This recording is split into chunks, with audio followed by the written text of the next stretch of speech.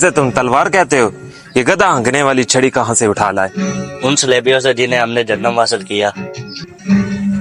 कारा तुइगर के आदमियों ने हलीमा के खेमे पर हमला किया था, क्या ये बात सच है? नहीं, ऐसा नहीं है। मैं वहां पर अकेला नहीं था, वहां अफसीन था।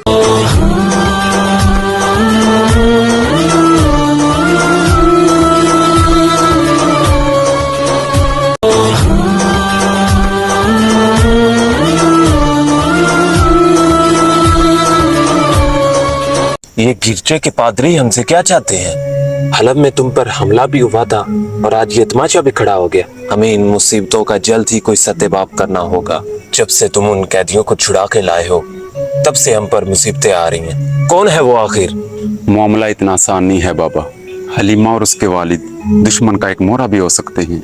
ये भी मुमकिन है कि सलीबियों के हमले की वजह हिजरत हो जो हम उनके इलाके की तरफ कर रहे हैं। तुम्हें उनसे गुलवाना होगा। हमारे मेहमान हमसे बहुत बड़ा राज छुपा रहे हैं और वो राज बहुत बड़ा खतरा भी बन सकता है। फिर भी वो हमारे मेहमान हैं। हम उनकी इज्जत करते हैं, लेकिन हम उनसे रिश्ता नहीं जोड़ सकते।